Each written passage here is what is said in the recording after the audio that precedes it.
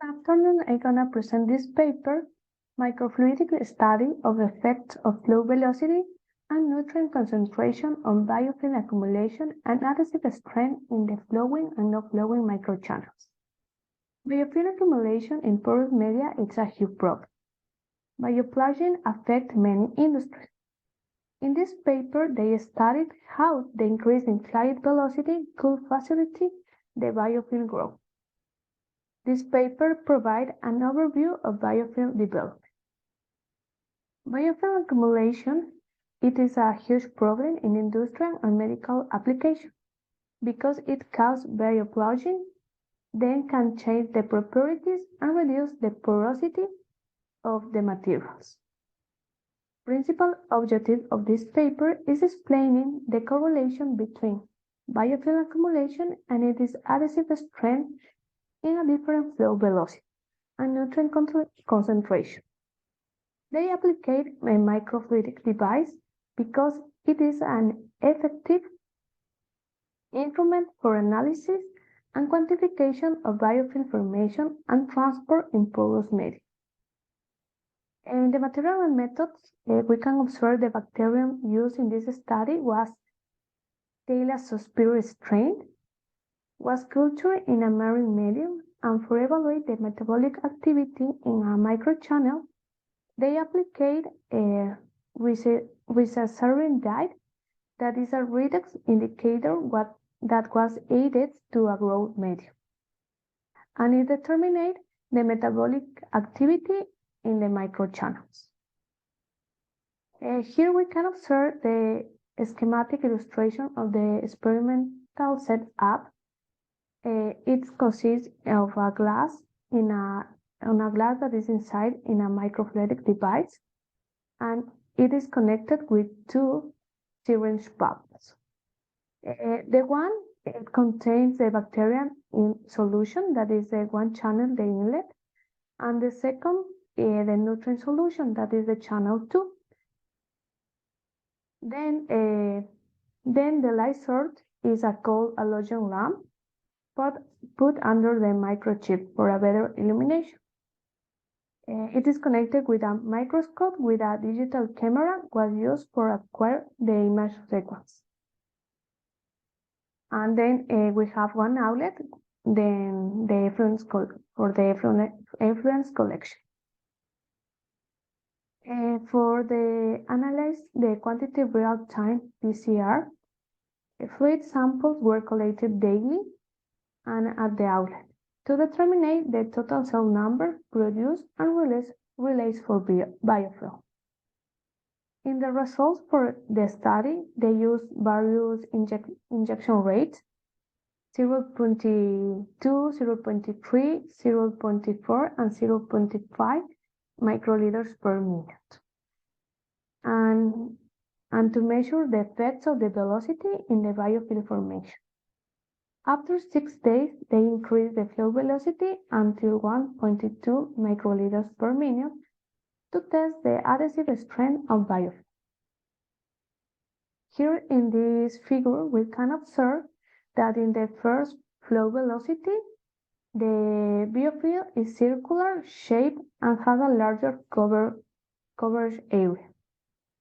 In another case, when the flow velocity increased, we can observe that there is not a curved biofilm formation because a high shear forces may prevent the biofilm formation.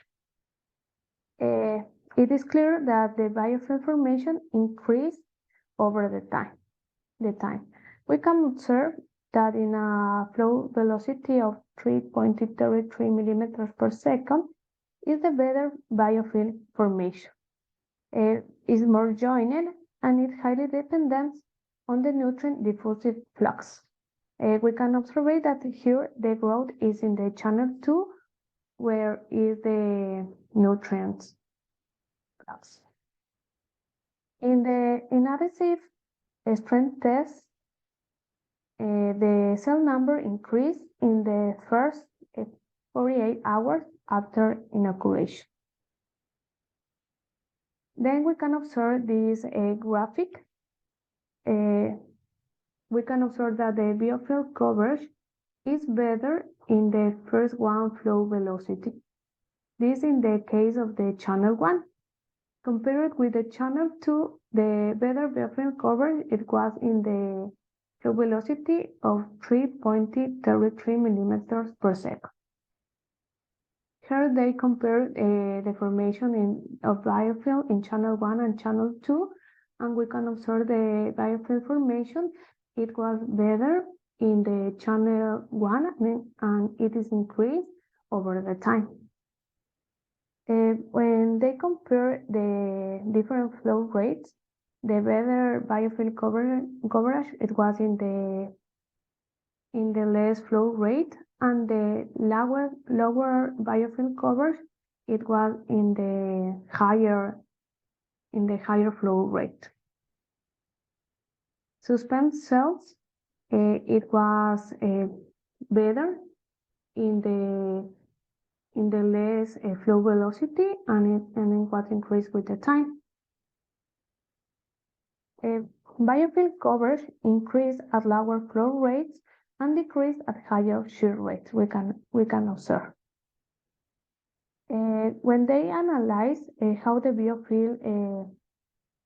biofilm is dependent of the nutrients, we can observe in this graphic that biofilm grow in the channel 1 at a high nutrient concentration of 20 millimolar, and this happened in the first 5 days.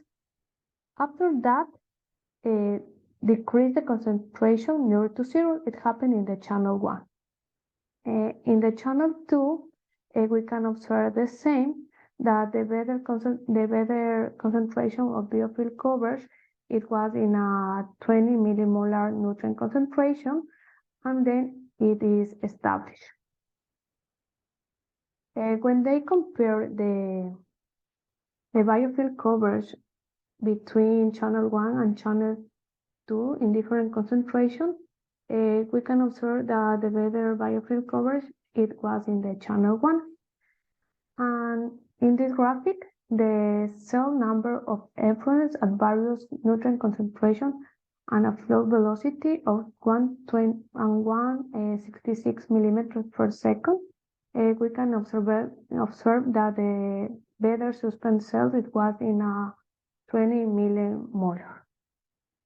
In conclusion of this paper, the result confirms that nutrient availability and the flow rates has a significant influence on biofilm development.